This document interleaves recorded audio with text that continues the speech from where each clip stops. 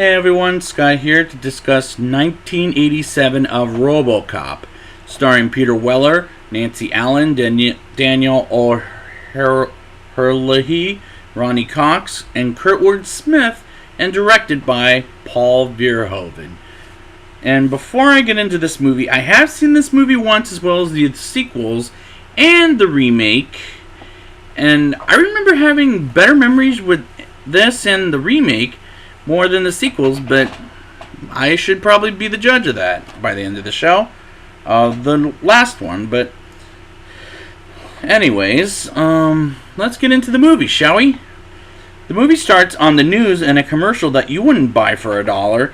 Then we move on back to get introduced to Dick Jones, played by Ronnie Cox, as well as this movie's bad guy. As the movie's bad guy, Clarence, played by dumbass Red Foreman from that '70s show, Kurtwood Smith. And I like these characters as well as we move on to the Delta City Police Department, where we meet Alex Murphy, played by Peter Weller, as it's his first day, and he meets Lewis, Detective Lewis, I should say, played by Nancy Allen, who's his partner. And I just reviewed her in Poltergeist 3, and she's just as bad here. But I like Peter Weller in the role of Alex Murphy, as he's iconic and badass, and I'll review him again in Star Trek Into Darkness, but I enjoy him here more, to be honest with you, just to spoil that part. Dick creates a robot called Ed 209, and the way it moves looks cheesy as hell. And it kills a man, which it gives an idea, not by Dick, but someone else named Bob, who creates a half-man, half-robot.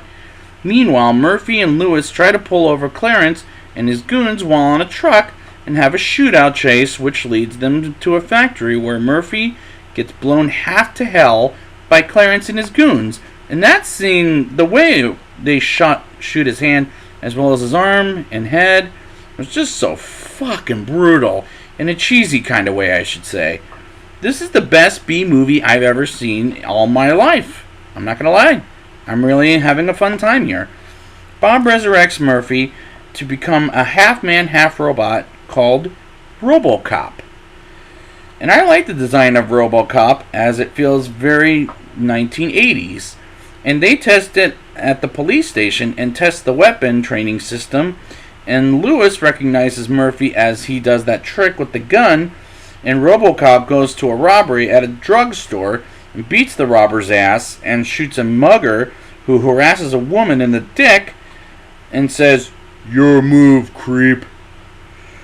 And gets another robbery, and Robocop is introduced on the TV at the mayor's office and breaks the wall and throws him out at the window. And I love these scenes as Robocop is introduced to the world. I think it's a fun time at the movies. Meanwhile, Robocop gets visions of Murphy while two technicians don't pay attention, and Robocop walks by Lewis as she knows it's Murphy, and Robocop takes off and finds out one of Clarence's goons at a gas station and goes after him as the goon dies, I should say, while questioning him.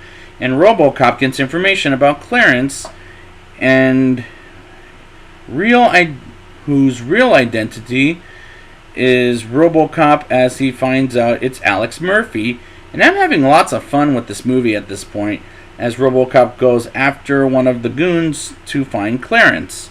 Clarence shoots Bob in a favor of Dick, as Bob dies from a grenade, and Clarence meets with a drug dealer, and Robocop comes in and shoots every motherfucking goon except for Clarence, who is arrested by Robocop and throws him into the police station. And Robocop goes after Dick, and Robocop breaks down from a creator's presence. Since Bob is now dead, Dick now owns the creation and sends Ed 209 to destroy Robocop. And these scenes make this movie badass. And even though the effects are cheesy, sure. Lewis saves Robocop, knowing it's Murphy. Meanwhile, Clarence visits Dick, as Dick offers Clarence to kill Robocop. As Lewis takes Robocop to the factory, where Murphy died and fixes himself and takes off the mask and he sees his face again and feels his wife and son who moved away after Murphy's funeral, and cops are out of a job and the criminals are free, including Clarence's goons. And I thought one of them was dead, but he puts in jail and is now fucking free. They try to find Robocop at the factory. As they find him, and Robocop and Lewis get out of there alive, as the movie is, as a concept and a plot, works great. Alright. All the goons die, and Robocop kills Clarence as Robocop got trapped by a junkyard. And Robocop, or actually it was Lewis that shot Clarence, if memory serves me right.